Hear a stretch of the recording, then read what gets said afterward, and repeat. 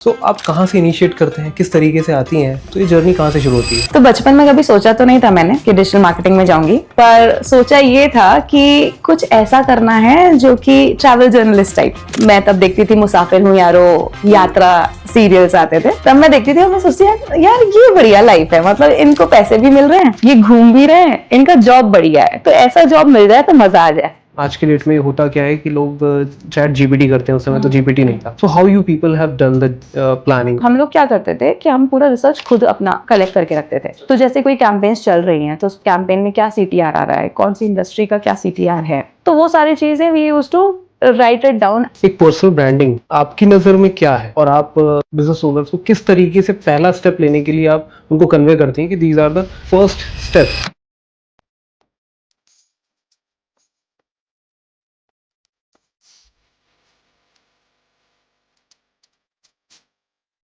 दोस्तों, आज हम बात करने वाले हैं पर्सनल ब्रांडिंग की, लेकिन सिर्फ कंटेंट्स और फॉलोअर्स की नहीं, अथॉरिटी और पोजीशनिंग की।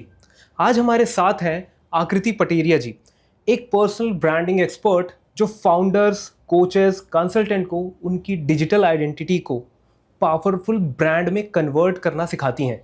उनका फोकस सिंपल है, visibility with strategy, content with conversation और प्रोफाइल विथ क्लियर पोजीशनिंग। अगर आप सिर्फ ऑनलाइन प्रेजेंट नहीं बल्कि अपने नीश में अनफॉरगेटेबल बनना चाहते हो, then this episode is for you. Let's welcome Akriti Pateria ji. Hello Akriti. Hello Naveen, thank you for inviting me to your podcast. Thank you. So अगर मैं एक जर्नी के बारे में आपसे बात करूं आपकी, सो आप कहाँ से इनिशिएट करते हैं, किस तरीके से आती हैं? और क्योंकि आपसे बात हुई तो पता चला कि आपका एक 10-12 साल का डिजिटल मार्केटिंग में एक अच्छा खासा एक्सपीरियंस है, तो ये जर्नी कहाँ से शुरू होती है?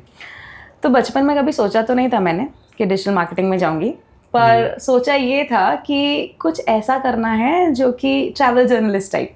मतलब मैं तब देखती थी मुसाफिर हूँ यारो, यात्रा सीरियल्स आते थे, तब मैं देखती थी और मैं सोचती यार ये बढ़िया लाइफ है, मतलब इनको पैसे भी मिल रहे हैं, ये घूम भी रहे हैं, इनका जॉब बढ़िया है, तो ऐसा जॉब मिल जाए तो मजा आ जाए। तो ऐसा मैंने थॉट तो था, बट फिर वो भेड़ चाल होती है ना इंजीनियरिंग करने वाली, उसमें मैं घुस चुकी थी। तो मैंने आईआईटी की तैयारी की, नहीं निकला क्योंकि वो था ही नहीं मेरे किस्मत में, और मैं भी पता नहीं, बट आईआईटी की तैयारी की, वो नहीं निकला। फिर मैंने फिर भी 6 महीने मैंने इंजीनियरिंग की, एंड उस लकीली ये हुआ कि पापा का ट्रांसफ़र हो गया, तो अच्छा। मुझे अपॉर्चुनिटी मिली। उन्होंने कहा कि देखो या तो तुम हॉस्टल में रह लो यहाँ पर, या फिर तुम हमारे साथ चल दो। तो मैंने बोला नहीं, वहाँ पर जाके देखती हूँ है क्या। पहले मैंने देखा कि वहाँ पर ऑप्शंस क्या हैं, तो मुझे 2 ऑप्शंस मिले, एक फाइन आर्ट्स और दूसरा जर्नलिज्म। तो मैंने सबसे पहले इंजीनियरिंग छोड़ी, मैंने मम्मी पापा को बोला मुझे आपके साथ जाना है, और मैं गई लखनऊ में मैंने ज्वाइन किया एमिटी यूनिवर्सिटी, जहाँ पर मैंने बैचलर्स किया जर्नलिज्म एंड मास कम्युनिकेशन में। ओके। तो अब यात्रा वाली लाइन तो मिल गई थी, ठीक है, बट अब उसमें घुसना कहाँ से था वो नहीं पता था। तो एडवर्टाइजिंग पढ़ा, फोटोग्राफी पढ़ी, रेडियो आरजे का भी टेस्ट कॉन्टेस्ट किए, सब कुछ किया। बट फिर अल्टीमेटली मेरी एक मैम थी, उनने मुझे गाइड किया कि देखो आकृति, अगर आगे कुछ ऐसा करना है जिसमें आप टिक सको तो आप एमबीए के लिए जाओ, मतलब आगे पोस्ट ग्रेजुएट करो। और तो फिर तब भी मुझे डिजिटल का तब भी कुछ ज़्यादा आइडिया था नहीं था। हाँ, क्योंकि वो टाइम भी नहीं था ना। राइट, इट इज़ अराउंड 2012 कि जब मैं आई यहाँ पर Mumbai for my post graduation. तो मैंने पीजीडीएम किया इन मार्केटिंग। अब मुझे ऑप्शन मिला था तब चूज़ करने के लिए कि either you choose complete digital marketing या फिर आप मार्केटिंग में भी जा सकते हो। तो मैंने मार्केटिंग किया, क्योंकि मुझे फिर से वही हमारी सोच होती है ना कि नहीं, मुझे नीच डाउन नहीं करना। तो मैंने बोली नहीं मैं मार्केटिंग में ही जाऊंगी। अब मार्केटिंग किया, और तब I studied from ITM university in Navi Mumbai. अब वहाँ पर ये बहुत ही अच्छा हुआ था कि उन्होंने इंट्रोड्यूस किया था डिजिटल मार्केटिंग का कोर्स। ओके। तो उनके वहाँ पर आते थे सारे ट्रेनर्स, आते थे प्रॉपर फ्रॉम इंडस्ट्री, जो आके पढ़ाते थे। बट वो रहता है ना, हम लोग पढ़ने के लिए तो कॉलेज जाते नहीं है। तो कुछ मतलब मैं हमेशा आगे बैठती थी क्योंकि मुझे बहुत इंटरेस्टिंग लगता था वो चीज़, बट फिर भी समझ में नहीं आता था कि क्या पढ़ा रहे हैं, क्योंकि इतना हल्ला होता था। देन आई जॉइंड दैट, मतलब वो जो इंस्टीट्यूट से जहाँ से वो आते थे ट्रेनर्स, मैंने वो इंस्टीट्यूट ही ज्वाइन किया specially to understand digital marketing. And वहाँ से मैंने क्लासरूम क्लासेस तक वही प्रोवाइड करते थे, तो मैंने वो ज्वाइन किया। 1 साल का कोर्स था, वहाँ जाके मैं पढ़ती थी। तो बेसिकली वो परफॉर्मेंस मार्केटिंग ही था, नॉट अराउंड ऑर्गेनिक। मतलब ऑर्गेनिक में एसईओ था तब, जो अभी हम कर रहे हैं कंटेंट क्रिएशन, तब वो उतना था नहीं। Website SEO, right, website SEO. तो वो सब सीखा और फिर उसके बाद सब लोगों की अच्छी प्लेसमेंट लग रही थी सेल्स में, but I chose to go in digital marketing. तो मेरा सबसे लोएस्ट पैकेज लगा, बट फिर भी मुझे वो ही करना था, तो मैं उसमें गई। आप खुश थे? राइट। और वो मतलब वो प्रॉपर, जैसे हमारे मम्मी लोगों के टाइम का हम बताते हैं ना कि हम तो नदी क्रॉस करके जाते थे, मेरे लिए वैसे ही था वो जॉब। क्यों? क्योंकि I used to stay in Kharghar, और खारगर से मुझे जाना रहता था परेल साइड। ठीक है, तो परेल 2 घंटे का सफर था ट्रेन से। अच्छा। ठीक है, तो मैं सब कर लेती थी। मैं खारगर से बेलापुर तक के लटक के जाती थी ट्रेन में, फिर ट्रेन से चलते हुए ट्रेन में कूदती थी, क्योंकि सामने ट्रेन आ रही होती थी, उसमें चढ़ना रहता था मुझे, तो उसमें चढ़ती थी। फिर मैं बैठती थी टिल शिवरी, और फिर शिवरी से मैं वॉक करती थी, बस पकड़ती थी, फिर अगेन वॉक करती थी। तो मतलब प्रॉपर ऐसा नदी क्रॉस करके जाती थी मैं। मुंबई वाली एक्चुअल फीलिंग आई पूरी। राइट। तो वो जब मैंने 1 साल तक के किया, उसके बाद थोड़ा सा बर्न आउट, तब अपन को समझ में नहीं आता था, बट फिर भी ऐसा लगता था, क्योंकि रात के 11 बज जाते थे पहुंचते पहुंचते घर। अपने लिए भी ऐसा नहीं लगता ना टाइम की कुछ? नहीं, फिर 11 बजे भी आप जाके क्या करते थे? खाना बनाती थी, क्योंकि कब तक के बाहर का खाना खाऊंगी, तो घर में जाके मैं अपना खाना बनाती थी। I used to stay in PG ऐसा घर लेके, नॉट प्रॉपर जिसमें खाना वाना मिल जाए, तो मैं खुद ही अपना खाना वाना बना के खाती थी। तो ऐसा 2-3 महीना चला। उसके बाद मुझे स्ट्रेस होने लगा कि नहीं, मेरे लिए बहुत स्ट्रेसफुल हो रहा है ये, क्योंकि सुबह 7 बजे निकलना रहता था मुझे 9 बजे पहुंचने के लिए। मतलब आजकल की जनरेशन जब बोलती है ना हमारे को, मैं सीरियसली बोलूं, ये आपने बहुत अच्छी बात बताई कि आजकल की जनरेशन यहाँ से वहाँ जाने में भी क्वेश्चन मार्क आ जाता है, और लोग टिकते भी नहीं है, बहुत सारे इश्यूज हैं। और आप मतलब हम अब अगर 90s 80s की बात करें, तो लोग बहुत मेहनत किया करते थे, और इवन आज भी मुंबई में कई लोग बहुत लॉन्ग टर्म जर्नी करते हैं। राइट। और वो क्योंकि क्या है ना, फीजिबल है, आप आराम से ट्रेन में आप आराम से पहुंच सकते हो, वहीं आप ट्रैफिक में फंसोगे और टाइम बढ़ जाता है। तो सबसे ज्यादा प्रॉब्लम तब होती थी जब बारिश का सीजन रहता था, क्योंकि ट्रेन बंद हो जाती थी। कुर्ला के आगे ट्रेन बंद, मतलब उधर पे आगे पानी भरा हुआ है तिलक नगर साइड में, तो क्या करोगे? फिर मैं पूरा मुंबई भ्रमण करके बस से जाती थी, ऑफिस पहुंचती थी। ऑफिस में भी मैं एक जोड़ी कपड़े रखती थी कि अगर गीले हो गए तो वहां जाके चेंज कर लूंगी। तो मतलब मुझे ऐसा लगता है वो जो हमने किया है ना, उसके कारण हम में रेजिलियंस आए। ठीक है, कि हम कुछ भी फेस कर सकते हैं। तो हमें अब ये नहीं है कि अरे छोटी मोटी चीज़ों से डर नहीं लगता कि अरे फेल हो गया तो क्या, कुछ और फिर से बना लेंगे, चलेगा। तो ऐसे करके फिर मैंने वो जॉब की, और फिर 1 साल बाद मैंने जॉब थोड़ा स्विच किया, तो मुझे थोड़ा घर के पास में मिला, मतलब नवी मुंबई में मिला। स्टिल 1 घंटे का सफ़र था, बट वहाँ पर मैंने बहुत सारी चीज़ें सीखी, क्योंकि जिनने मुझे हायर किया था उनने कुछ देखा like related to media planning. उन्होंने प्लानिंग रिलेटेड कुछ देखा, क्या कहते हैं आप प्लानिंग और बाइंग में क्यों नहीं जाते।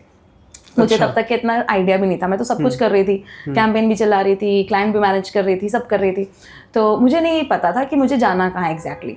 तो उन्होंने बोला आप बाइंग में ट्राई करो, मीडिया बाइंग एंड प्लानिंग में। मैंने बोला ठीक है, मुझे कोई अपॉर्चुनिटी मिलती है और कोई सजेशन देता है कि देखो ये आप इस तरीके से हो, लॉजिकल लगता है, तो आई गो फॉर इट। तो उन्होंने बोला कि आप ट्राई करो, एंड वो सच में बेस्ट वो था सजेशन, क्योंकि मैं अगर मेरा नेचर देखा जाए तो I am kind of a planner. मुझे अगर थोड़ा सा इस टाइप का भी आप बोल सकते हो, जैसे फ्रेंड्स में मोनिका है ना, उस टाइप का भी आप समझ सकते हो कि अगर ये ऐसा रखना है तो ये ऐसे ही रखना है, वो चेंज नहीं होना चाहिए। तो बचपन से मुझे प्लानिंग का था, पर कभी पता नहीं था कि ये भी कुछ फील्ड हो सकती है, मीडिया प्लानिंग एंड बाइंग। तो उसमें जब गई तो बहुत अच्छा करियर था। फिर उसके बाद आगे बढ़ी, शादी का टाइम हो गया, then I move from Mumbai to Hyderabad. अब हैदराबाद में मेरे साथ ऐसा हुआ पहली बार, मतलब मेरा 6 महीने हुआ था, बहुत ज़्यादा काम नहीं था, क्योंकि ऑब्वियसली हैदराबाद में उतना डिजिटल मीडिया का वो नहीं था, लोगों को आइडिया नहीं था, और जो भी थी एजेंसीज वो मुंबई से आके पिच कर लेती थी। अच्छा। तो हैदराबाद में जो एजेंसीज थी उनको उतने मौके नहीं मिलते थे। तो उतना ज़्यादा आप समझो तो परफॉर्मेंस मार्केटिंग का नहीं था। मतलब देखा जाए तो मुंबई ज़्यादा एक बड़ा हब था। राइट। दूसरे जो सिटीज थे उतने पोटेंशियल नहीं रखे थे उस समय। राइट। तब it is around 2017 I am talking about. ठीक है। और अगर मैं आपको यहीं पर एक और क्वेश्चन करूं कि आपने मीडिया प्लानिंग की बात की, आज के डेट में होता क्या है कि लोग चैट जीपीटी करते हैं, उस समय तो जीपीटी नहीं था। ठीक है, so how you people have done the planning? What is the process actually, if you just share? देखो, अभी तो जो चैट जीपीटी हम कर रहे हैं ना, उसके लिए भी हमको आइडिया होना चाहिए कि हमें उससे पूछना क्या है। ठीक है, अच्छा। आप ChatGPT को बोल दोगे एक मीडिया प्लान बना के दे दो, हाँ। वो आपको बेसिक मीडिया प्लान बना के दे देगा कि रीच इतनी आएगी अप्रोक्सीमेटली। वो कहाँ से उठाता है? बेसिकली जो इंटरनेट पे कंटेंट data पड़ा है उसी available से है, उठाएगा। हम लोग के टाइम पे हम लोग क्या करते थे कि हम पूरा रिसर्च खुद अपना कलेक्ट करके रखते थे। तो जैसे कोई कैंपेन्स चल रही हैं तो उस कैंपेन में क्या CTR आ रहा है, कौन सी इंडस्ट्री का क्या CTR है, एफिलिएट में क्या आ रहा है, मतलब थ्रू ईमेलर्स क्या आ रहा है, SMS से क्या आ रहा है, ठीक है, अगर हम डायरेक्ट बाइंग कर रहे हैं तो उसमें क्या हमें कितना इम्पैक्ट मिलता है। तो वो सारी चीज़ें we use to write it down at मतलब देखा जाए तो डेटाबेस के बेसिस पे ही आप लोग एक प्लान अपना बनाते प्लान थे। बनाते थे। राइट। मतलब ऐसा नहीं था कि भाई सर्च मारे नहीं, गूगल पे वैसा कि कुछ क्या भी नहीं दिख था। रहा है, कौन सी पेजेस रैंकिंग, बट आप Right. पूरा कलेक्ट करते थे डेटा, उसके बेसिस पे ये चीजें जाती तो थी। सबके ना सारे क्लाइंट्स की रिक्वायरमेंट अलग अलग होती थी कि किसी को पूरा ओवरऑल मतलब हर पेज पे अपनी ब्रांडिंग करनी है because they are launching something. तो फिर हमको टाइम्स ऑफ इंडिया में पूरा होम पेज कर लेना पड़ेगा, HT में लेना पड़ेगा, फिर बिजनेस स्टैंडर्ड में, ऐसे करके पूरी होलिस्टिक मार्केटिंग करते थे कि आप हर जगह दिखो, क्योंकि because you are launching your product तो आप हर जगह पे एक साथ दिखो। तो उस टाइप की बाइंग करते थे। बट बेसिकली जो कंटेंट आता था, डेटा जो आता था, that used to come from the publisher only, क्योंकि उनको एक आइडिया रहता था और उसके बाद हमारा एक्सपीरियंस रहता था कि हमने जो पास्ट में कैंपेन चलाई हैं उसके अराउंड कितना आएगा। Because see media planning is just an estimation, ठीक है, बट कितना क्लोज एस्टिमेशन है दैट मैटर्स। क्योंकि और वो एस्टिमेशन तक आप लोग रीच कैसे करते थे? By all its like Excel पे काम करते थे, कैलकुलेशन सारे। अच्छा, मतलब जो प्लान बना है रीच करना है, that is a target. Right. तो उसमें अलग अलग रहता था, किसी को चाहिए कि हमें लीड्स चाहिए, किसी को कन्वर्जन्स चाहिए, किसी को सिर्फ ईमेल ओपन हो, ब्रांडिंग लाइक अवेयरनेस कैंपेन, ठीक है, किसी को चाहिए कि मुझे क्लिक्स ज़्यादा से ज़्यादा चाहिए, मेरे पास ज़्यादा से ज़्यादा मैसेजेस आए, ठीक है। तो इट मतलब depending upon the objective media plan बनाते थे। तो अगेन इट डिपेंड्स अपॉन कि आप फेसबुक पे कौन सा ऑब्जेक्टिव चूज कर रहे हो। फिर आप डायरेक्ट बाइंग अगर सजेस्ट करो तो it is totally on awareness, तो उसमें आपको ज़्यादा से ज़्यादा CTR मिल जाएगा, उससे ज़्यादा आपको कुछ मिलेगा नहीं। तो फिर हम एक मीडिया जो प्लानिंग है, it is a media mix जो हम प्रिपेयर करते थे कि भाई सामने वाले का बजट अगर 1 करोड़ है तो 1 करोड़ को डिवाइड कहाँ कहाँ करना चाहिए कि इसका ऑब्जेक्टिव सबसे ज़्यादा फुलफिल हो, ओवर अचीव हो। तो वो करने के लिए हमारा मीडिया प्लान उस ऑब्जेक्टिव बेसिस पे बनता था एंड बेसिस आर एक्सपर्टीज कि हमने क्या एक्सपीरियंस हमने देखा है कि उस इंडस्ट्री में क्या चीज़ चल रही है। अच्छा, राइट। तो अगर मैं बड़े ब्रांड्स की बात करूं तो किन किन ब्रांड्स के साथ आपने काम किया हुआ है? तो मैंने बिरला के साथ काम किया है, बजाज के साथ काम किया है, बजाज आलियांज के साथ, फिर उसके बाद यूरेका फोर्ब्स के साथ काम किया है, और भी है फरलैंको, फुलटॉन। तो बेसिकली बहुत ज़्यादा मैंने जब अपने लाइफ में काम कर रही थी तो मैं फिनेंस में ज़्यादातर मैंने फिनेंस के साथ ज़्यादा काम किया, फिनेंस ब्रांड्स के साथ। अभी भी अगर मैं देखूँ तो फिनेंस है, बट अब तो पूरा चीज़ ही बदल गई है, परफॉर्मेंस से हटके मैं पूरे ऑर्गेनिक पे आ गई हूँ। बट पूरे अपने लाइफ में मैंने ज़्यादातर फिनेंस फोकस्ड काम किया था। That's why I also worked with Bajaj Finserv in their personal loan department.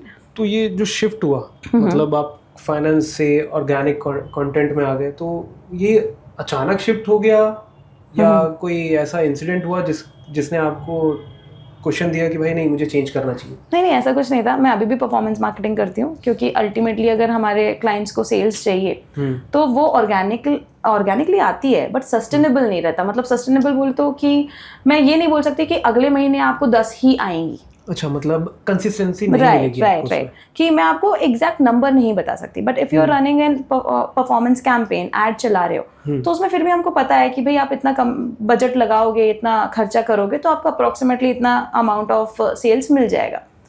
आप परफॉर्मेंस मार्केटिंग कह रही हैं, तो परफॉर्मेंस मार्केटिंग क्या क्या कंसिस्ट करता है? अगर जैसे आप किसी कोच को, किसी बिजनेस ओनर को अगर आप कंसल्ट करती हैं, तो आपकी नज़र में परफॉर्मेंस मार्केटिंग क्या है?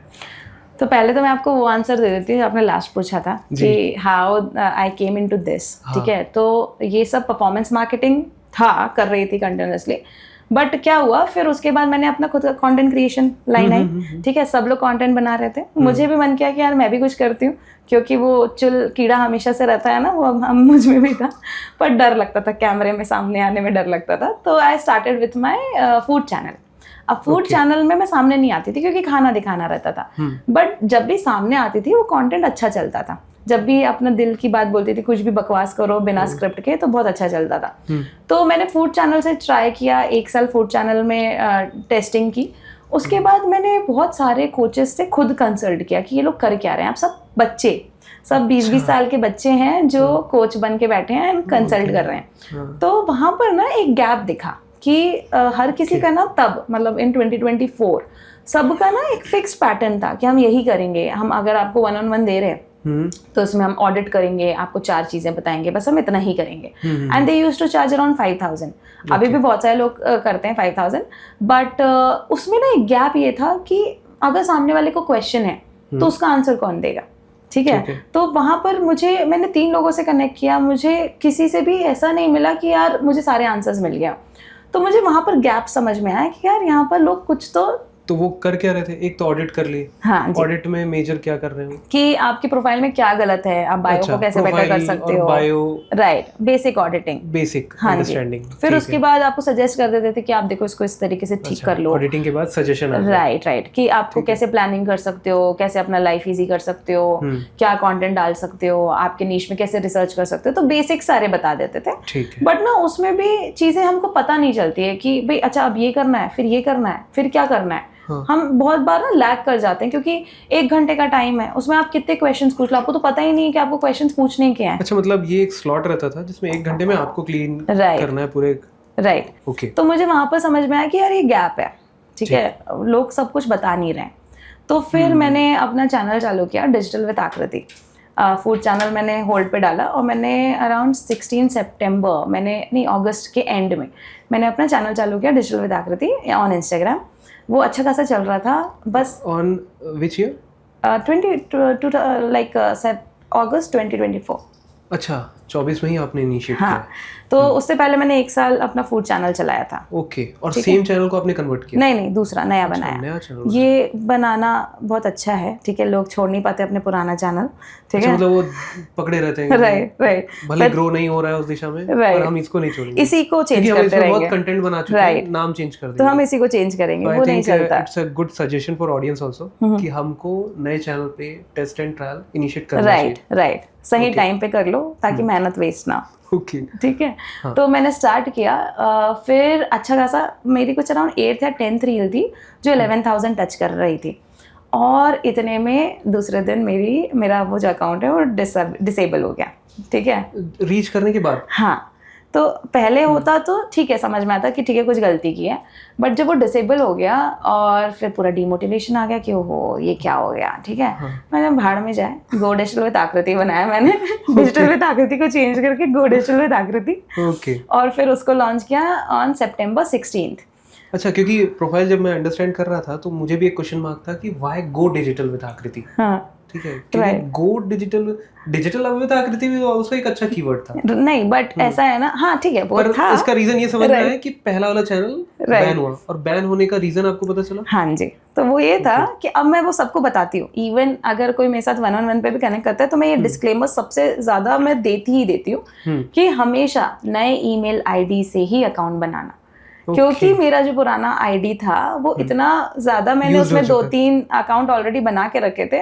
वो देखो, क्योंकि अब मेटा का प्रोडक्ट है इंस्टाग्राम, राइट, और फेसबुक में दिस इज नॉट अलाउड कि आप मल्टीपल आईडीज से आप फेसबुक बनाओ। ऑब्वियसली बात है, जीमेल दूसरा प्रोडक्ट हो जाता है। राइट। तो नहीं, मतलब फेसबुक में आप अगर नया प्रोफाइल बनाओगे तो नए से ही आप, क्योंकि आइडेंटिटी चेंज कर रहे हैं, राइट, अगर सेम ईमेल आईडी से आप एक नया अकाउंट बनाते हो ना तो आपका वो डिसेबल हो जाएगा जो नया अकाउंट है। Either of the two will get disabled. होना ही होना है। हाँ, वो होता ही है, ठीक है। इसीलिए फेसबुक में सबको बोलती हूँ कि फेसबुक का आईडी पासवर्ड मत शेयर करना, या फिर एक ही ब्राउजर में 2 जगह फेसबुक मत खोलना, क्योंकि उससे भी ये होता है, फ्लैग होता है कि आपका अकाउंट भाई बहुत सारे मल्टीपल लोग यूज कर रहे हैं, might not be a secure option.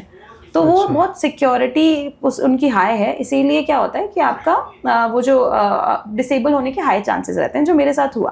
तो इसीलिए फिर मैंने बनाया गो डिजिटल विद आकृति, and I think it is better also, क्योंकि क्या है ना, बहुत सारे लोग डिजिटल समझते ही नहीं है। तो I am bringing them on digital, and I am managing them on any channel, like it can be a YouTube, Insta और लिंक्डइन। तो you can go digital with आकृति। ओके। It's like that. हाँ. जो founders हैं हम्म. जो आपसे connect हो रहे हैं तो उन्हें एक ऐसी क्या चीज़ें आप शेयर कर रही हैं जिससे वो अपनी जर्नी को और बेस्ट कर पा रहे होंगे? ठीक है, तो जैसे मैंने जब अपनी लाइन परफॉर्मेंस मार्केटिंग से कंटेंट क्रिएशन में आई, तो it is all about organic marketing. ठीक है, तो मैं परफॉर्मेंस जो है मैं उन्हीं को सजेस्ट करती हूँ जो एक फेज निकाल चुके हैं इन content creation, basically in organic content creation. ठीक है, तो जैसे आप अपने नेक्स्ट फेज में हो जहाँ पर अब आपको मोनेटाइज करना है, तो वहाँ पर I suggest to go on performance level कि अब आपको फेसबुक पे ऐड चलाना चाहिए या गूगल पे ऐड चलाना चाहिए, अब आपको व्हाट्सएप पे एपीआई इंटीग्रेशन करना चाहिए, how to get those leads, webinar करना चाहिए या क्या करना चाहिए, बेसिस द फनल, जो फनल बिल्डिंग होती है that comes in the second phase of the content creation जो आप मेरे साथ करते हो. तो performance marketing will definitely come, क्योंकि मैंने जीवन भर उसमें ही काम किया, but it will come only if you want to sell something और you want to monetise your content. Because मैं एक दो चीज़ें कहती हूँ कि मतलब एक तो हम टोटली ऑर्गेनिक पे हम ये डिपेंड नहीं कर सकते कि हमें हर महीने कितनी लीड्स आएगी, बट जो ऑर्गेनिक की क्वालिटी ऑफ लीड्स है it is definitely better than your paid marketing की. ठीक है, क्योंकि जहाँ पर कन्वर्जन हाई है ऑर्गेनिक में, क्योंकि बंदा पूरी रिसर्च करके खुद आया है, और पेड में ये है कि आप पुश कर रहे हो सामने वाले को कि भाई आपको ज़रूरत है तो you can reach out to me. तो वहाँ पर जो कन्वर्जन रेट है वो कंपैरेटिवली लोअर है, कि मतलब अगर 60% ऑर्गेनिक में हो रहा है तो यहाँ पर 25 to 30% हो रहा है कन्वर्जन. ठीक है, बट वो आपको एक कंसिस्टेंटली लीड्स बताता है कि भाई हर महीने आपको इतनी लीड्स आ जाएंगी, तो इट इज़ इम्पॉर्टेंट. दूसरी चीज़ मैं ये बोलती हूँ कि आप कोलैब पे डिपेंड नहीं कर सकते, क्योंकि आपको नहीं पता, जस्ट लाइक ऑर्गेनिक आपको नहीं पता कि आपको नेक्स्ट मंथ कितनी लीड्स आएंगी, आप कोलैब पे भी डिपेंड नहीं कर सकते कि अगले महीने आपको कितने कोलैब्स आएंगे. You can definitely reach out to the brands on your own. आप एजेंसीज के साथ काम कर सकते हो on commission model, but still आपको नहीं पता कि आपको अगले महीने कितने के कोलैब आएंगे. ठीक है, तो आपको एक सस्टेनेबल इनकम अगर चाहिए कि हर महीने मेरे पास इतने रुपए आए, तो आपको अपना खुद का कुछ ना कुछ प्रोडक्ट या सर्विस लॉन्च करनी ही पड़ेगी.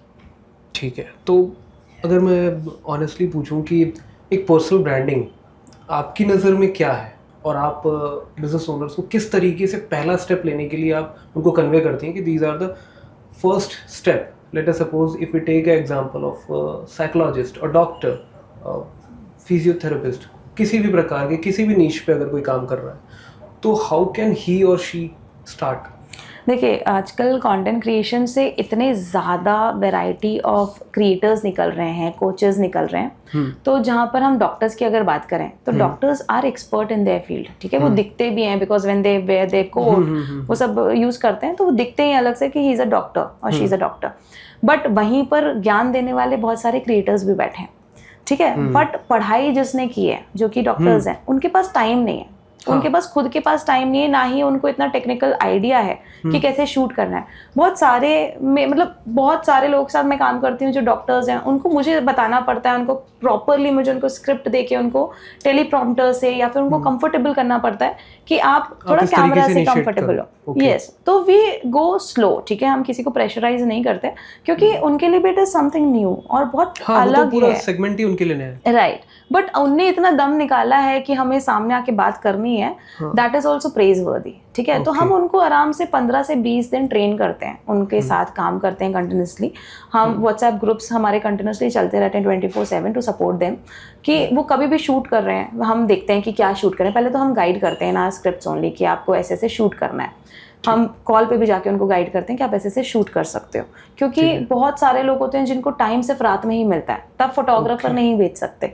ठीक है, तो जब रात में टाइम मिल रहा है तो we are available for them कि आप शूट करो and we will see it immediately कि कोई चेंजेस चाहिए क्या.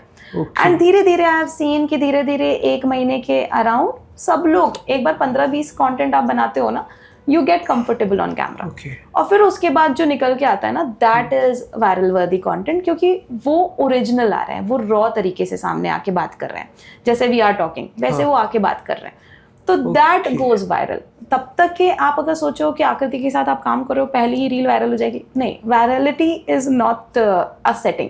ठीक है, वो ऐसा है कि आप कितने खुल के आप कैमरे के सामने आके वैल्यू दे सकते हो. सो व्हाट आई फील कि आप कह रहे हैं कि अगर कोई पर्सन है जिसके पास कोई अपनी एक्सपर्टीज़ है, यहाँ 2 पर्सन का एग्जांपल लेते हैं. एक पर्सन है जिसे नहीं मालूम है कि उसे किस तरीके का कंटेंट बनाना है, और एक पर्सन है, डॉक्टर है या फिर किसी स्पेशलिस्ट है, उसे मालूम है कि उसको किस फील्ड में जाना है, उसका सेम कंटेंट है।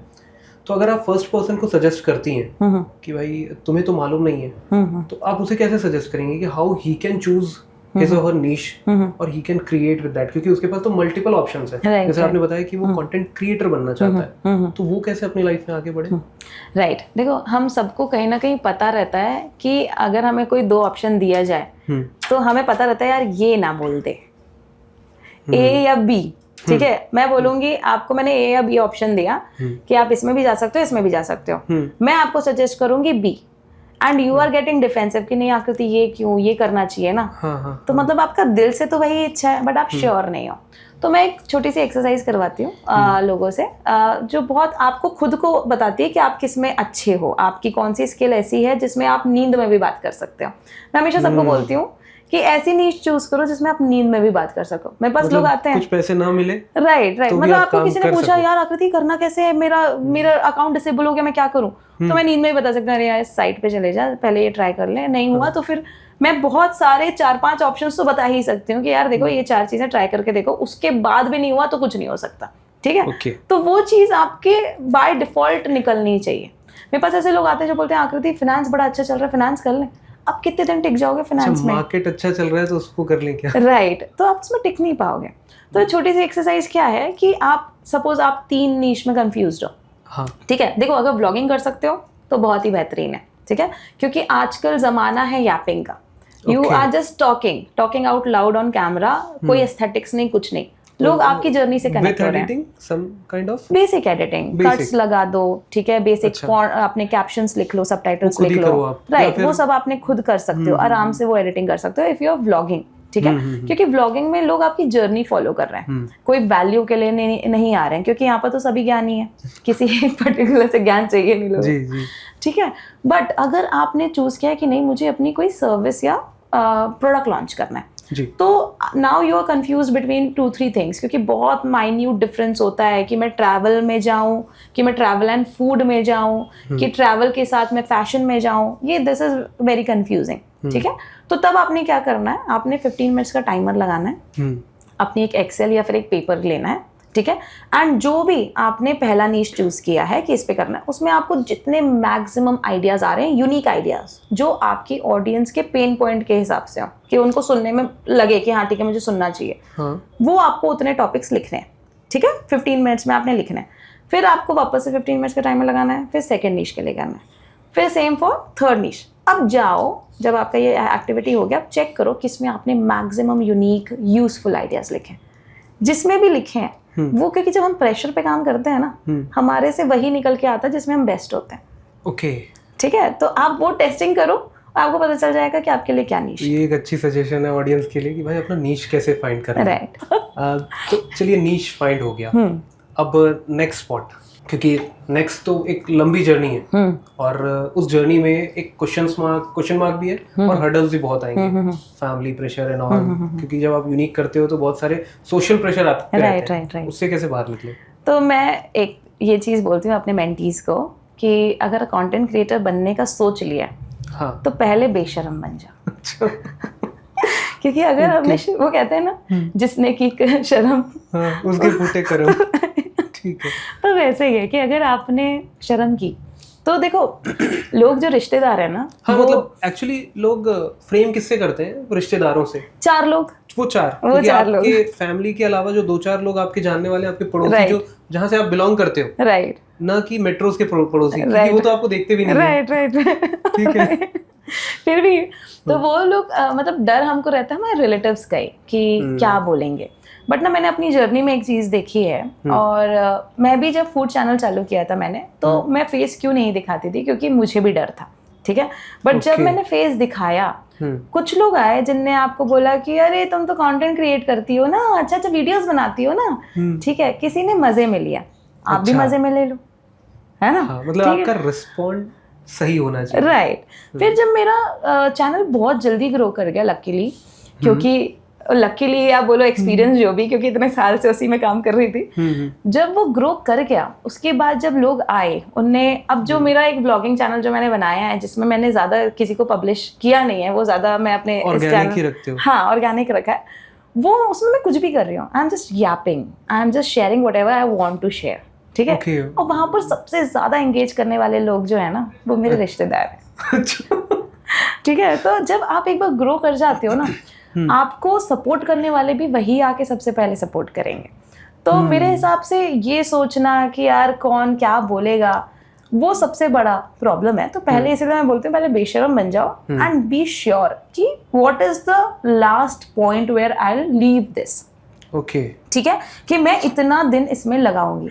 और साइड बाय साइड देखो क्या होता है ना, बहुत सारे लोग सब कुछ छोड़ के सिर्फ इंस्टाग्राम पे घुस जाते हैं। They are so dependent on Instagram कि फिर डिप्रेशन आता है अगर ग्रोथ नहीं होती तो। हाँ ऑब्वियस सी बात है। ठीक है, तो मैं हमेशा कहती हूँ इतना एक प्लेटफॉर्म पे मत डिपेंडेंट हो, क्योंकि कल को अगर ये प्लेटफॉर्म में कुछ भी प्रॉब्लम हो गई या चेंज हो गया, बदल गया, ऑर्कुट था, कहाँ चला गया? एक टाइम था। तो अगर ऐसा कुछ, फेसबुक का भी टाइम आया था, फेसबुक से अब हम इंस्टाग्राम पे आ गए, इंस्टाग्राम के बाद मे बी मेटा का ही कोई और प्रोडक्ट आ जाए, बट यू नेवर नो कि कौन सा प्रोडक्ट या कौन सा प्लेटफॉर्म आएगा। तो एक पे डिपेंडेंट मत हो, अपनी स्किल पे काम करो, क्योंकि अगर स्किल अच्छी है, टिकटॉक बंद हुआ तो लोग इंस्टाग्राम पे भी टिकटॉक वाला काम करके ग्रो कर गए ना, यूट्यूब पे भी शॉर्ट्स आ गए ना। तो मैं हमेशा बोलती हूँ क्रॉस प्लेटफॉर्म्स पे काम करो, एटलीस्ट 2-3 प्लेटफॉर्म्स पे क्रॉस पोस्टिंग तो करो, ठीक है, ताकि क्या हो, आप एक पे डिपेंडेंट ना हो, और साथ में आपका साइड हसल चलते रहना चाहिए, आपने इनकम आते रहना चाहिए, ताकि आप इतना डिपेंडेंट ना हो जाओ कि मैं इससे ही पैसा कमाऊंगा। मुझे हमेशा लोग बोलते हैं आकृति हम कुछ कमा नहीं रहे, हम इसमें कैसे लगाएं। आप बिजनेस चालू करते हो तो आप पहले इन्वेस्ट ही करते हो ना। हाँ, मतलब पहले दिन तो नहीं आती। अब जब आपको स्कूल भेजा था तो मम्मी पापा ने अगर ये सोचे होते कि इस पे इन्वेस्ट करना है कि नहीं करना है, इससे तो कुछ आ नहीं रहा, तो आप पढ़े ही नहीं होते। 12 साल नहीं निकले, फिर आगे के और 3, 2, 5 वो भी नहीं निकलते। मतलब मुझे तो याद भी नहीं कितना पढ़ाई में खर्चे हुए हैं मम्मी पापा का, और उनको तो कोई रिटर्न ऑन इन्वेस्टमेंट भी नहीं है, है ना? नहीं है। तो वही मैं हमेशा कहती हूँ कि अगर आप क्लियर हो कि मुझे इससे क्या अचीव करना है और मुझे कितना टाइम इसमें लगाना है, तो फिर आपको वो स्ट्रेस नहीं आएगा। मैं हमेशा लोगों को कहती हूँ जो मेरे कम्युनिटी में, कि अगर आपको स्ट्रेस आ रहा है ना, तो भाड़ में जाए, बंद कर दो। जिस दिन मन करेगा ना, जिस दिन खुश हो गए कि आज बनाती हूँ, उस दिन बैठ के इतना कंटेंट बना लेना कि 1 महीने का कंटेंट निकल आए, ठीक है, बट खुशी में बनाओ, स्ट्रेस में नहीं, ठीक है। अब उसके भी हैक्स हैं जो मैं बोलती हूँ कि आजकल बहुत जल्दी जल्दी इंस्टाग्राम प्लेटफॉर्म्स बहुत जल्दी चेंज हो रहे हैं, तो एक तो नज़र रखो कि क्या चेंजेस हो रहे हैं एंड अडेप्ट क्विकली, ठीक है। हमारी सबसे बड़ी प्रॉब्लम ये है कि हम अडेप्ट ही नहीं कर पाते, हमें आदत हो जाती है कि यार वो एस्थेटिक बैकग्राउंड, एक जगह लाइट लगी है, स्क्रिप्ट रीड कर रहे हैं, वो आदत पड़ जाती है। But now it has change. अब क्या हो गया है कि आप बैठ के दिल की बात करो सामने। How to do that? रोज ना 15 मिनट निकालो, कैमरा चालू करो और बस बकवास करो, और फिर उस बकवास को सुनो, और सुनो उसमें से कौन सी लाइन्स है जो बड़ी अच्छी हैं, उनको निकाल के मैं कट लगा के एक छोटा सा वीडियो बना सकते हैं। ओके, तो आपका ना मसल डेवलप होगा कि आप बिना स्क्रिप्ट के आप बात कर पाओगे। जब वो हो गया ना, उसके बाद आप कोई भी टॉपिक पे, आज जैसे मैं बात कर रही हूँ, मेरे पास कौन सी स्क्रिप्ट है, बट मैं वैल्यू वाली बात कर पा रही हूँ क्योंकि वो दिमाग में आप इतने यूज्ड टू हो जाओगे, वो मसला इतना बिल्ड हो चुका होगा कि अब आप बात जो करोगे वो वैल्यू ही रहेगी कि हुक बोलना है, कहाँ हुक बोलना है, वो अपने आप फ्लो में आएगा। अगर मैं आपके क्लाइंट्स की जर्नी के बारे में बात करूं, तो how these people are getting a good business, और आप उनको क्या बिजनेस डेवलप करने में हेल्प करती हैं या फिर उनके ग्रोथ पे वर्क करती हैं? तो अब विथ टाइम इन 1.5 years, पहले मैं सिर्फ इंस्टाग्राम मैनेज कर रही थी, तो सिर्फ इंस्टाग्राम में ग्रो करवाती थी लोगों को। Now we have started working on Instagram, YouTube and Facebook, all 3। तो अब हम जब पहला हम फेजेस पे काम करते हैं, जब हम पहला फेज पे काम करते हैं तो we work on their reach and engagement, कि पहले इनकी एक ब्रांडिंग बनाई जाए, इनका चेहरा पॉपुलर किया जाए। अच्छा। उसके बाद हम सेकंड फेज पे जाते हैं जो उनके ऑब्जेक्टिव पे होता है कि आकृति अब मुझे कुछ सर्विस या प्रोडक्ट पे भी प्रमोट करना है। तो फिर उसमें फिर उनको मैं हेल्प करती हूँ कि आप नेक्स्ट फनल कैसे बिल्ड कर सकते हो, ठीक है, how to sell that, website बनानी है, लैंडिंग पेज बनाना है, एपीआई इंटीग्रेशन क्या करना है, जो भी चीज़ें करनी है, देन वी सपोर्ट देम कि अब चलो इस पे ऐसे बिल्ड करते हैं ताकि आपका अब जो नेक्स्ट लेवल है वो भी फुलफिल होना चालू हो। इन द मीन टाइम अगर उनको ऐसा है कि नहीं आकृति मुझे कोलैब्स चाहिए, तो we are trying to, we are like helping, we are partnering with agencies also जो कोलैब्स लाती हैं, क्योंकि this is something that I don't completely like, या I don't make my clients depend on collabs. तो मैं कंटिन्यूसली मैं इस पे काम नहीं करती, but I work on complete growth from holistic growth, like organic से लेके सेलिंग तक, Okay. वो सारा होना मतलब चाहिए। You are making a funnel, right कि भाई हम लोग अवेयरनेस से ले करके उसको क्लोजिंग तक राइट, एक short period of time around 6 to 8 months। वो सब अच्छा। डिपेंड करता है कि आप कितने जल्दी कैमरा पे फ्री होते हो। हाँ, मतलब जब जैसे ही आप फ्री हो जाओ, आपके हर्डल्स क्लीन हो जाए, राइट तब आपकी चीजें सेल आउट, क्योंकि आप जब खुद ही कॉन्फिडेंट नहीं रहेंगे कैमरे पे, Right. तो ऑडियंस को कैसे समझाएंगे? राइट। तो जैसे कुछ हमारे क्लाइंट्स हैं जिनको पॉडकास्ट के ऑफर्स आते हैं, तो जी। वी हेल्प देम कि उसमें कैसे क्या बात करनी है। We deal with these podcasters and फिर हम उनको उसमें भी भेजते हैं, because it is kind of a personal branding only. तो आप जितना ज़्यादा आपका चेहरा पॉपुलर है, उतनी आसानी से आप कुछ भी बेच सकते हो। तो इट इज़ बेटर, और स्पेशली डॉक्टर्स और इनके लिए तो ये सब नहीं चाहिए होता है, बिकॉज उनके फुटफॉल्स हैं। बट हम जो प्लेटफॉर्म्स पे काम कर रहे हैं, it is like complete world wide है। तो अच्छा। कोई ऐसा तो फोकस नहीं है when you work on organic marketing. ऐसा नहीं रहता कि आप दिल्ली से हो तो दिल्ली वाले ही सबसे ज़्यादा आपको फॉलो करेंगे। ठीक है, it can be from Mumbai also, आपको लोग फॉलो कर सकते हैं डिपेंडिंग अपॉन द लैंग्वेज, आप जिस तरीके से बात कर रहे हो, लोग रिलेट कर रहे हैं, तो आपको कहीं से भी फॉलो कर सकते हैं। तो इफ देयर इज, डॉक्टर्स के लिए स्पेशली ये नहीं होता, but we work on their footfalls कि भाई आपको कैसे फुटफॉल अगर आ रहा है तो उसको कैसे और बेटर करना है, रिव्यूज लेने हैं तो कैसे लेने चाहिए, वो सारी चीज़ों में कैसे हम एक उनके पेशेंट की मतलब आइडेंटिटी को रिवील ना करते हुए भी we can talk to our audience कि कैसे ये प्रॉब्लम्स आती हैं and how you can resolve it. तो वो सारी चीज़ें हम कैसे ऑथेंटिक तरीके से दिखा सकते हैं, we work on all those मतलब थिंग्स। देखा जाए तो जितना ऑथेंटिक राइट हो कि Right. बना जा सकता है मार्केट में, उतना Right. ज्यादा बेस्ट परफॉर्म Right. करेगा आपका वीडियो। राइट, जितना ज़्यादा आप अपना ये दिखाओगे कि आप हॉस्पिटल कहाँ बैठते हो, क्लिनिक कौन सा है, you are talking to your patients, आप कैसे बात करते हो, how you deal with them. क्योंकि क्या होता है ना, लोग जब आपके पास आते हैं ना, वो आपकी वाइब के कारण आते हैं कि मुझे आपसे बात करने का मन किया, बिकॉज और स्पेशली अगर आप डॉक्टर हो, हाँ, तो obvious डॉक्टर सी से बात है तो कि- भाई बंदे को एकदम ऐसा ट्रस्ट बहुत ज़्यादा हाँ, क्योंकि ज़रूरी है। जब आप डॉक्टर के पास जाते हो तो अपनी पूरी प्रॉब्लम्स लेकर के जाते हो। राइट राइट राइट, जैसे कहते हैं ना डॉक्टर पुलिस, डॉक्टर लॉयर, हाँ। इनसे आपको कोई झूठ नहीं बोलना हाँ, चाहिए। पूरा क्लीन रहना, बता दो कि क्या प्रॉब्लम है। तो सिमिलरली डॉक्टर्स को भी हेल्प कि कैसे आप ऑथेंटिक रहते हुए, आप अपने कंफर्ट जोन को ना तोड़ते हुए, you can reach out to the people. अगर मैं इस पे जाऊं तो अगर आपने जब 24 में स्टार्ट किया, तो आपने अपने प्रोडक्ट्स, आपने जो अपने फेस को वैल्यू दे दिया, उसके बाद अपने प्रोडक्ट सेल करना चालू किया होगा। So what is your first income at that time with first client? मैंने ऐसा ज़्यादा सोचा नहीं था कि मैं क्या करूँगी, बस मैंने ये सोचा था कि 1-on-1 ज़रूर करूँगी, क्योंकि उसमें लोग छुपा रहे हैं चीज़ें। अच्छा। ठीक है, तो आई स्टार्टेड जो गैप फील हुआ था राइट राइट। तो 1-on-1 जब मैंने स्टार्ट किया था, जो फर्स्ट 15 क्लाइंट्स थे मेरे, I give them free service, free service, क्योंकि मुझे जानना था कि मैं क्या चीज़ बेस्ट दे सकती हूँ उनको 90 मिनट्स में। ओके। पहले मैंने वो समझा इन दी 15 मेरे जो 1-on-1 सेशंस हुए, उनको यूजफुल लगा, उनको कैसे हेल्पफुल लगा, क्या रिजल्ट आए, उसके बाद ये सब चीज़ें देखने के बाद आई स्टार्टेड विद 1500 पर सेशन।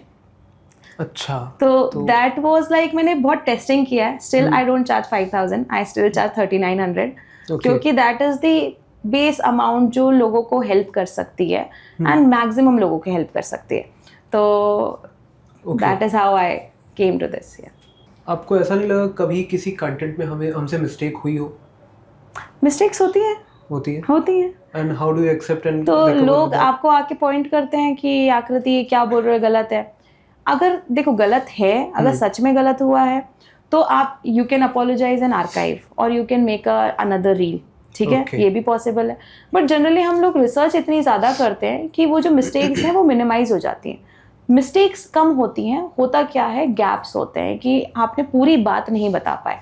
अच्छा, मतलब इन आधा 60 सच seconds बताया और पूरा नहीं बता पाया, चीजें इतने फास्ट बता दी कि सब कुछ कवर नहीं हुआ। कुछ कवर नहीं हुआ।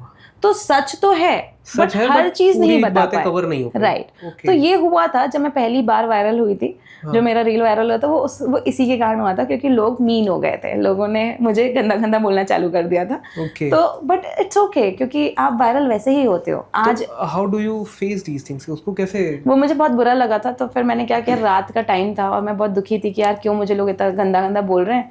तो मैंने जाके और भी दूसरे क्रिएटर्स के अकाउंट्स देखे जो लैक पे बैठे थे, और सब मतलब गर्ल्स क्रिएटर, वुमेन क्रिएटर के देखे, तो उनके जो पिंड वाले थे ना post, that was like million में थे, और मैंने उनके जाके कमेंट्स पढ़े, वो भी वैसे ही वायरल हुए थे। अच्छा। तो देखो जब आप वायरल होते हो ना तो आपको गालियां पड़ती हैं। अच्छा। ठीक है, अगर आपको इज्जत देने लगेंगे ना लोग ज्यादा, तो आपके उसमें बात नहीं करेंगे, कितना आप तारीफ कर लोगे, हाइप क्रिएट करेंगे। राइट।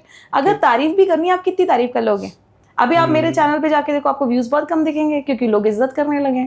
मैं तो बोलती हूँ, मैं तो अपफ्रंटली जाके हुक में बोलती हूँ, आपको सही ना लगा तो गाली जरूर देना, कमेंट में कोई नहीं देता। सीरियसली, मतलब कंट्रोवर्सी क्रिएट्स हाइप। राइट। तो उस टाइम ये हुआ था कि मैंने इन्फॉर्मेशन जो दी थी वो आधी नहीं थी, बस वो समझाने का तरीका जो था वो बहुत थोड़ा कंफ्यूज्ड, मतलब बहुत ही क्रिटिकल इन्फॉर्मेशन थी जो आप डायरेक्ट एकदम छोटे से रील में 60 सेकंड के रील में नहीं समझा सकते थे। तो मैंने उनको डॉक्यूमेंट बना के दिया कि देखो भाई, जो मैंने रिसर्च की वो सही है, क्योंकि मैंने उसमें टाइम लगाया, मुझे पता है फेसबुक का एड्स कैसे चलता है, दैट वाज अराउंड मेटा के एड्स ओनली, राइट। तो मैंने फिर उनको उस पर लॉजिक दिया कि भाई ये है, आप लोग कमेंट करो Meta and I will share you the document. तो मैंने ना पहले, जैसे लोग आजकल इन्वेस्ट नहीं करना चाहते ना, मैंने जब मेरा चैनल वायरल भी नहीं हुआ था, आई गॉट वायरल ऑन 22 अक्टूबर। मैंने स्टार्ट कब किया था? 16 सितंबर को। तो जब नहीं भी होता ना, उस ड्यूरेशन में भी मैंने इन्वेस्ट किया था ऑन टूल्स, जो ऑटोमेशन टूल्स होते हैं ये सब में। क्यों? क्योंकि जब मेरा लास्ट पेज था फूड वाला, उसमें मैंने कुछ भी ये नहीं किया था, मैं विश लिंक यूज़ करती थी तब, और मेरा एक रील जो हिट हुआ था, इट वेंट टू 957K। उसमें क्या हुआ था, लोग कमेंट कर रहे थे लिंक दो फॉर, मैंने एक रील बनाई थी जिसमें मैं पैंट्री बॉक्सेस की वो दे रही थी लिंक, टपरवेयर बॉक्सेस की। तो वो जब था ना, तो उसमें ये हुआ कि मैंने लिंक लोगों को मैनुअली भेजना चालू किया, उसके कारण रिस्ट्रिक्शन आ गए, 3 दिन तक के अकाउंट रिस्ट्रिक्टेड। तो अब क्या करोगे? अब बैठ के देखते रहो, व्यूज बढ़ रहे हैं, बस, और कुछ नहीं कर सकते आप। तो इसीलिए मैंने वो गलती नहीं की, मैं बोली सबसे पहले ऑटोमेशन लूंगी। तो एक या दो अगर आप ऑटोमेशन टूल्स आप सजेस्ट करना चाहें ऑडियंस को? मैं फिलहाल जो यूज कर रही हूँ दैट इज मैनीचैट, क्योंकि ऑटोमेशन के लिए it is like Meta verified. Free और no, and nothing useful is free. ठीक है, नथिंग यूजफुल इज फ्री। आपको कुछ क्रेडिट्स मिल जाएंगे कि टेस्ट कर लो स्टार्टिंग के लिए, हाँ टेस्ट कर लो, बट उसके बाद आपको अगर स्केल करना है तो it is not free. ManyChat, super profile, ये दोनों मैंने यूज़ किए। मैनीचैट इसलिए प्रेफर कर रही हूँ मैं आजकल क्योंकि इट इज़ मतलब मेटा वेरीफाइड, एंड उसमें ये है कि बीच में मेरे अकाउंट में रिस्ट्रिक्शंस आ रहे थे बिकॉज ऑफ बॉट्स, तो उसको भी मैंने कम करने के लिए I went with Meta verified tools only. तो अगर आप मेटा पे ये बहुत बड़ा प्रॉब्लम है ना, अगर आप कुछ भी लिंक कर रहे हो तो बी वेयर कि बॉट डिटेक्शन से आपके अकाउंट में इश्यूज आ सकते हैं। ओके, क्योंकि आप कंटेंट क्रिएशन की फील्ड में हो, तो do you agree that content creators, it may be the controversial question, content creators are fake? आप एग्री करते हो या डिसएग्री करते हो? क्योंकि वो अपनी लाइफस्टाइल को बहुत बड़ा दिखाते हैं। नहीं, फेक तो है, डेफिनेटली फेक है। ठीक है, क्योंकि हर किसी को वायरल जाना है, हर किसी को लोगों को स्क्रॉल रोकना है। ठीक है, तो बहुत बार तो लोग ऐसा कुछ बोल देते हैं जिसका सर पैर नहीं बैठता, कि हमने हुक में कुछ और बोल दिया, दिखाया कुछ और कंटेंट कुछ और। हाँ, तो बहुत बार ऐसा होता है, मैं बहुत सारे लोग ऐसा करते हैं, बट दैट्स आवर अंडरस्टैंडिंग। आपको जैसे अब आप ये देख लो, जैसे बाबा हैं, बाबा लोग, बहुत सारे बाबा फेक हैं बट बहुत सारे अच्छे भी हैं। तो वैसे ही है कि आपको समझ में आना चाहिए कि आप किससे कनेक्टेड हो, वो कितना फेक है और कितना ओरिजिनल है, कितना ऑथेंटिक है। आप जा करके उस राइट, आप सर्च, आप देखो ना, सामने वाला, आपके पास चैट जीपीटी है, ठीक है, आप चैट जीपीटी यूज करते हो सामने वाले को क्वेश्चन करने के लिए। जैसे मेरे पास जब भी कोई क्लाइंट आता है, मैं उनको पहले ही बोल देती हूँ, देखो आप चैट जीपीटी नहीं करना, अगर आप मेरे साथ काम कर रहे हो तो मेरे से पूछना क्या करती है, क्यों किया, इसका क्या रीजन है। आप चैट जीपीटी करके मुझसे मत पूछना क्या करती चैट जीपीटी, तो ये बोल रहा है। अब मैं चैट जीपीटी नहीं ऑप्टिमाइज कर सकती, ठीक है, मैं अपना एक्सपीरियंस के हिसाब से आपको बता सकती हूँ, मैं चैट जीपीटी का आंसर नहीं दे सकती आपको, क्योंकि अगर आप चैट जीपीटी कर रहे हो तो आप चैट जीपीटी से कर लो, है ना। तो वैसे ही मैं सिमिलरली बोलती हूँ कि जब भी आप किसी कोच को या किसी को भी आप फॉलो कर रहे हो, आप हमेशा चैट जीपीटी करके क्वेश्चन करो ना कि भाई ये जो बंदा बोल रहा है कि ये सेटिंग चेंज करना चाहिए, तो उससे होगा क्या, वो समझो ना कि उसके कॉन्सिक्वेंसेस क्या हैं, ये क्यों किया जाता है। तब आपको समझ में आएगा कि ये बंदा कितनी जेन्युइन बात करता है या कितनी इलॉजिकल बात करता है। उसके बेसिस पे आप सामने वाले को जज करो। अब आज के टाइम पे ऐसा देखा गया है कि जैसे फॉलोअर्स खरीदे जाते हैं, व्यूज़ खरीदे जाते हैं, ये मोबाइल की फार्मिंग्स होती है, हमने कई ऐसे वीडियोस मैंने देखे हैं, तो क्या ये वाकई में ट्रू है? और इससे इम्पैक्ट पड़ता है किसी चैनल को? देखो आजकल ना सब चीज़ के टूल्स आ गए, ठीक है। अच्छा। अगर आप व्यू फार्मिंग करके व्यूज लाते हो या फॉलोअर्स बढ़ाते हो, अब वो तो बॉट आए हैं, ठीक है, या फिर वो ऐसी ऑडियंस से व्यूज आए हैं जो आपकी रिलेटेड फील्ड से थे ही नहीं, ठीक है। तो वो आपसे जीवन में एंगेज करेंगे नहीं। जब वो Okay. आपसे एंगेज करेंगे नहीं तो आपका अकाउंट कभी उठेगा ही नहीं। क्यों नहीं मतलब उठेगा? account क्योंकि नहीं सबसे उठेगा। पहले तो आपके फॉलोअर्स को कंटेंट दिखाया जाता है। अगर वही एंगेज नहीं कर रहा तो नॉन फॉलोअर्स को तो जा ही नहीं रहा, और नॉन फॉलोअर्स को जाएगा नहीं तो आप वो लाख फॉलोअर्स पे करोगे क्या? क्योंकि जो कोलैब्स के लिए भी आपको ब्रांड डील्स आती हैं, उनके पास भी टूल्स हैं, उनको भी दिखता है कितना फेक ऑडियंस है, कितना सही ऑडियंस है। तो आपको कोलैब्स फिर इसीलिए आपको कम, आप लाख पे भी बैठे रहो बट आपको कोई 5,000 ही दे रहा है। क्यों? क्योंकि आपके व्यूज नहीं बढ़ रहे, क्योंकि आपके फॉलोअर्स सही नहीं है। ओके। ठीक है, तो आप करो, ये सारी चीजें करो। ग्रो करने के लिए बहुत सारे लोग बेचते हैं हाँ। कि आप ये कर लो, बट फिर आपको कुछ फायदा नहीं होगा। मतलब आप फिर कंटेंट से कुछ नहीं कर पाओगे। राइट। दिखेगा कि दिस इज नंबर्स राइट, यार कि मेरे पास। आपको अपने 4 लोगों को दिखाना है तो दिख जाएगा ओके। कि अरे वाह लाख पे पहुंच गई, या आपको दिख जाएगा कि अरे वाह 4 लाख पे पहुंच गई, बट आप इस पे ये नहीं कर पाओगे कि अब उससे कुछ मोनेटाइज करना है, तो वो नहीं कर पाओगे। ओके। यहीं पर एक और क्वेश्चन जनरेट होता है, एडवर्टीजमेंट भी चलती है, ठीक है, जैसे बूस्ट का ऑप्शन देता है, एड्स पैनल के थ्रू भी कुछ एड्स होते हैं, पर लेट अस सपोज अगर बूस्टिंग करते हैं किसी भी चैनल पे, यूट्यूब पे या इंस्टाग्राम पे, तो क्या that is true, that is good कि भाई उससे मुझे ऑडियंस बढ़ रही है या वो मेरे लिए हेल्पफुल है? तो देखो, मैं ये कहती हूँ कि एंगेजमेंट के लिए कभी बूस्ट मत करो, ठीक है। अच्छा। आप जब खुद अपना अकाउंट भी बनाओगे ना, आपको मेटा खुद पुश करेगा कि बूस्ट करके देखो, ठीक है। बट बूस्ट करना, क्योंकि हम लोगों ने कभी उस फील्ड में काम नहीं किया, तो हमें नहीं पता कि हमें किसको बूस्ट करना है। हम बस बूस्ट कर देते हैं, 100 रुपए लगाया हमने, बूस्ट कर दिया जी। अब जो आपके अकाउंट की लर्निंग बनी हुई है, वो उसी टाइप के लोगों को दिखाएगा कंटेंट आपका। हाँ। अब वो तो मे बी राइट ऑडियंस नहीं है अभी तक आपकी, हाँ, और उसको दिखाया, आपके पास फॉलोअर्स तो आ गए, अगेन दोज आर बॉट या डेड अकाउंट्स जो आपके साथ एंगेज नहीं कर रहे। अच्छा। तो बूस्ट भी अगर कर रहे हो तो मैं हमेशा सजेस्ट करती हूँ कि एड्स मैनेजर से करो, ऑडियंस डिसाइड करो, ऑब्जेक्टिव डिसाइड करो, and don't do it for engagement. क्योंकि एक बार किसी घर पे रेंट दे दिया, हाँ, तो वो आपको फ्री में नहीं रहने देगा। हाँ। ठीक है, चाहे कोई कितना भी बोल ले कि नहीं ऐसा कुछ नहीं होता, हम हमारे प्लेटफॉर्म पे ऐसा कुछ नहीं है, हाँ, ठीक है, हमें कोई प्रॉब्लम नहीं आती, बट है, ठीक है। मैंने देखा है, मैंने अभी 2 अकाउंट्स के साथ काम किया है जो बूस्टेड फॉलोअर्स लेके बैठे थे। हाँ। उनको ग्रो कराना, मतलब इवन 3-4 महीने में भी उनके सिर्फ 200-300 फॉलोअर्स बढ़े। अच्छा, मतलब वहाँ आप भी स्ट्रगल फेस करते हो? तो वो नहीं हो पाता है, ठीक है। फिर मैं उनको बोलती हूँ आप बूस्ट ही कर लो, नहीं तो अकाउंट चेंज कर लो। इससे जल्दी तो आपका एक नया अकाउंट ग्रो कर जाता जितना मैंने इस पे टाइम लगा दिया। तो वायरल होना ये लक का गेम है या फिर इट्स अ कंसिस्टेंसी? नहीं, वायरल होना बिल्कुल भी लक का गेम नहीं है, ठीक है। क्योंकि आप जितने भी लोगों को देखोगे जो आज मिलियंस पे बैठे हैं, वो कितने सालों से या कितने एक्सपेरिमेंट्स करने के बाद वो ग्रोथ पाए, ठीक है। आज अगर मेरी जर्नी पे लोगों को लगता है कि अरे आकृति आपको तो 2 महीने में आप 100 के टच कर गए थे, तो उसके पीछे मैंने 12 साल लगाए भी तो थे, एजेंसीज में, ब्रांड्स में, डिजिटल मार्केटिंग समझने में, कैसे लोगों को, ऑडियंस को पहचानना है, वो सब समझने में मैंने 12 साल लगाए भी तो थे जी। तो हर किसी के साथ जिनने ज़्यादा से ज़्यादा, इसीलिए मैं कहती हूँ अगर आप नए कंटेंट क्रिएटर हो तो जितना ज़्यादा कंटेंट डालोगे उतना ज़्यादा बेटर है। क्यों? क्योंकि आप उतने जल्दी आप समझ पाओगे कि आपके लिए क्या चल रहा है। ओके, ठीक है, आपके पास एक्सपीरियंस नहीं है, अब आप 10-12 साल तो नहीं लगा सकते, तो आप क्या करो, ज़्यादा से ज़्यादा कंटेंट डालो, ज़्यादा से ज़्यादा कैमरा में फ्री हो, और जितना ज़्यादा कंटेंट डालोगे आपको समझ में आएगा ठीक है मेरे लिए ये कंटेंट अच्छा चलता है, उसको स्केल करो। तो first of all understanding, right. Aakriti, just एक रैपिड फायर राउंड करते हैं, ठीक है।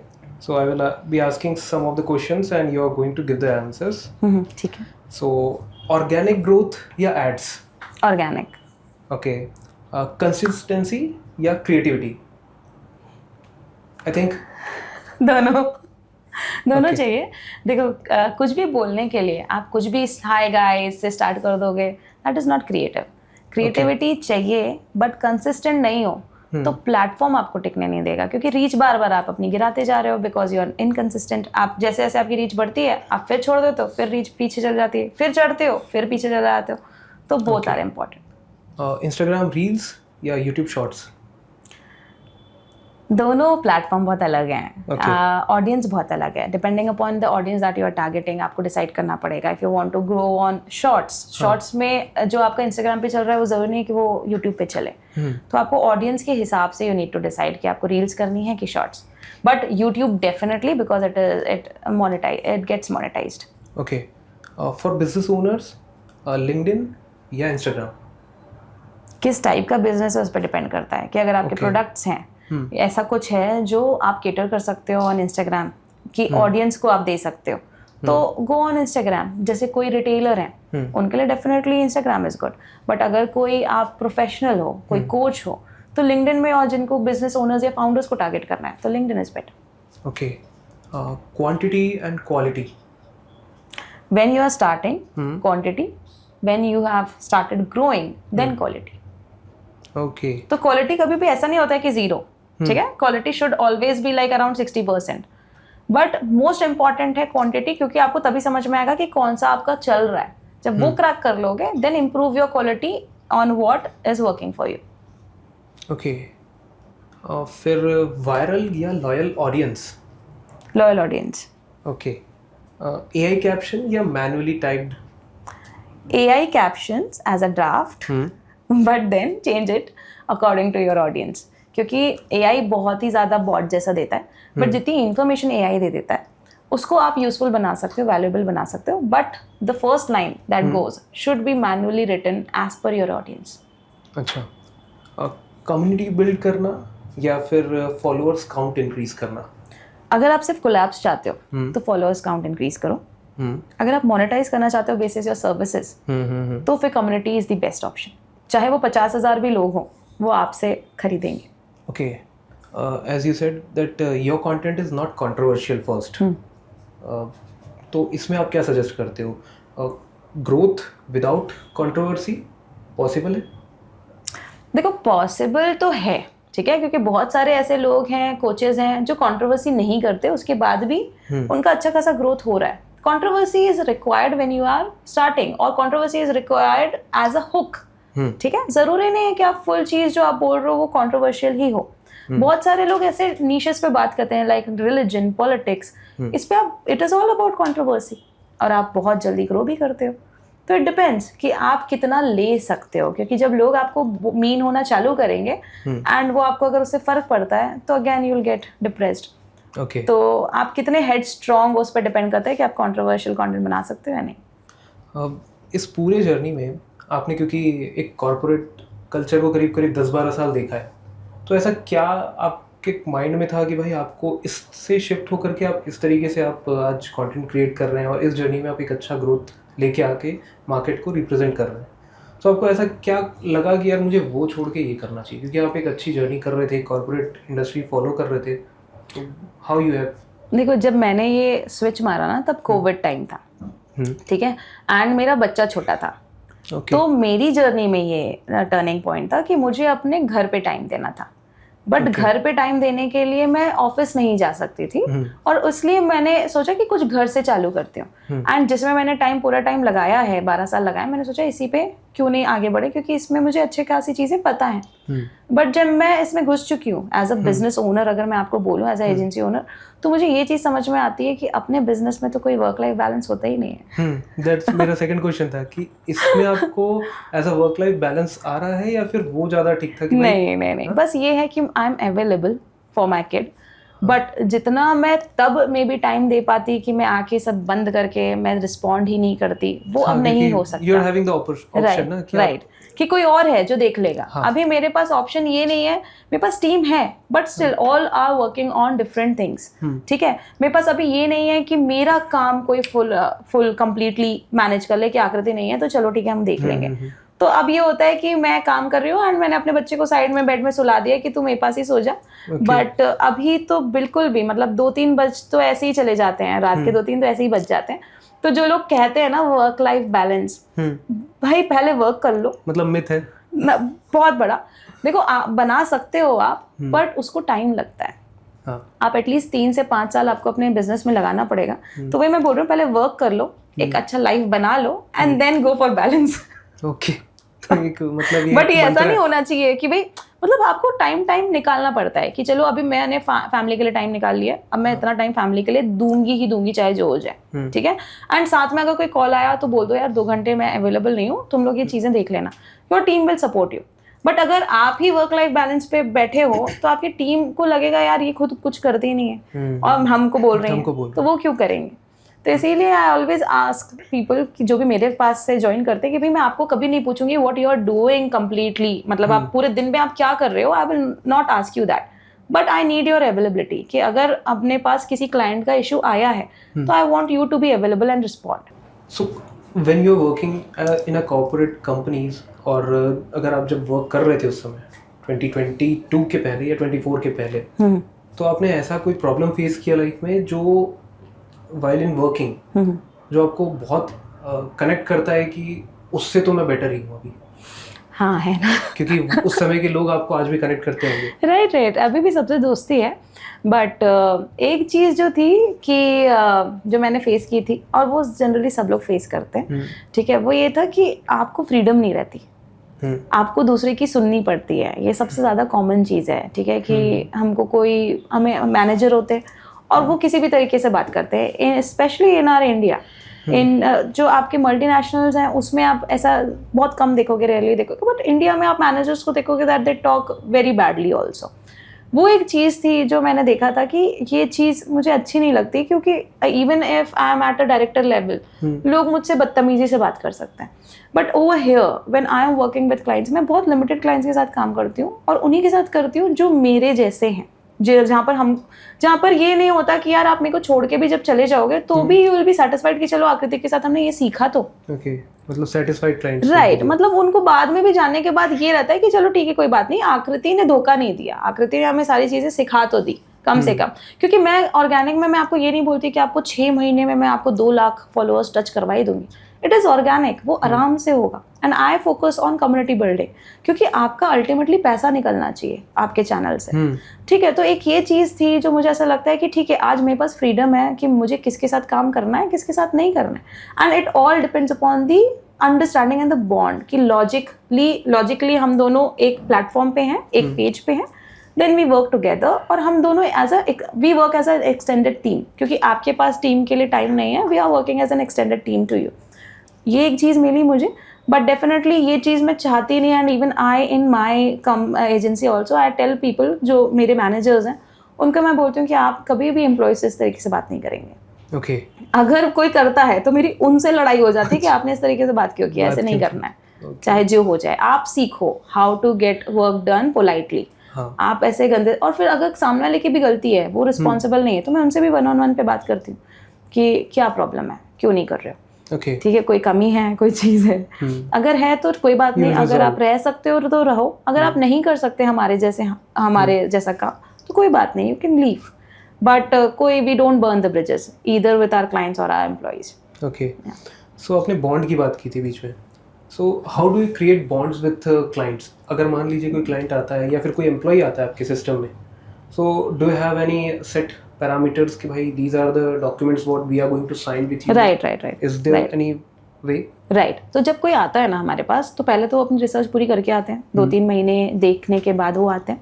उसके बाद जब वो बात करते हैं तो वो फर्स्ट बात में ही आपको पता चल जाता है डिस्कवरी कॉल में कि हम कनेक्ट कर पाएंगे कि नहीं कर पाएंगे। Okay. और उसके बाद हर किसी को सिर्फ एक चीज़ चाहिए, either if you are like, अगर आप किसी को हायर कर रहे हो या आप किसी से हायर हो रहे हो, आपको एक ही चीज़ चाहिए, दैट इज ट्रांसपेरेंसी, ठीक है। अगर आप सामने वाले को बता रहे हो कि देखो दिस इज आवर प्रोसेस, हम ये सारी चीज़ें से काम करते हैं, it will be visible to you, आप कभी भी हमसे कनेक्ट कर सकते हो, कुछ भी पूछ सकते हो, दीज आर द डॉक्यूमेंट्स, जैसे हम ऑनबोर्डिंग फॉर्म, कॉन्ट्रैक्ट, प्रोसेस, सब कुछ हम अपफ्रंटली शेयर करते हैं। तो जब आप ये करते हो ना, सामने वाला खुश होता है कि चलो ठीक है, इन लोग के साथ काम, जैसे नो हिडन चार्जेस देखे हैं ना, similarly we don't hide anything, तो लोग खुश होते हैं and they work with us, मतलब वो उसी से बॉन्ड बनता है, क्योंकि we are available for them 24/7, कि कुछ भी हुआ तो आकृति है ना, वो रिस्पॉन्ड कर देगी, आकृति नहीं है तो 2 लोग तो और हैं जो रिस्पॉन्ड कर देंगे, तो वो लाता है ट्रस्ट, जिससे बॉन्ड बनता है। That's great. I think Akriti, I have asked all type of questions. मुझे जो दिमाग में आ रहे थे, जो मेरी एक्चुअली एक थॉट थी कि एक सोशल मीडिया इन्फ्लुएंस जो पर्सन कर रहा है, जिसके पास एक अथॉरिटी है, ऑथराइज है अपनी बातों को कहने का, अपने तरीके से वो एक बिज़नेस को बिल्ड करता है, वेरी शार्प तरीके से वो अपने आप को ग्रो करता है और उस तरीके से लोगों को भी ग्रो करना सिखा रहा है। तो I have asked all the questions, मतलब जहाँ जहाँ से मुझे लग सकते थे मैंने क्वेश्चंस किए आपसे, and you have given your बोलते हैं कि एक ट्रू रिस्पॉन्स और very candid things you have shared, which is very valuable to clients, to audience, to those people who are listening to this podcast. So I thank you coming on our channel, that कि भाई जहाँ पर हम एक ऐसा conversation कर रहे हैं जो ऑडियंस के लिए बेस्ट हो, जो व्यूअर्स के लिए बेस्ट हो, जिससे वो अपनी लाइफ में एक बेस्ट डेंट क्रिएट कर सकते हैं, बेस्ट पॉसिबल चेंजेस ला सकते हैं। Right. So thank you for your team that you people have coordinated with us, and we have completed this shoot. Thank you So thank Ravindra you. दोस्तों, ये थी आज की एक छोटी सी बात जो शायद आपकी सोच बदल सकती है। अगर ये मैसेज आपको टच करे तो इसे सिर्फ सुनो मत, अपनी लाइफ में अप्लाई करो। ये थी आकृति पटेरिया और हम मिलेंगे अगले वीडियो में एक नए थॉट के साथ। तब तक याद रखिए, ग्रोथ एक डिसीजन है। To connect with Aakriti you just need to search go digital with Aakriti on Instagram. So मिलते हैं आपसे नेक्स्ट वीडियो में।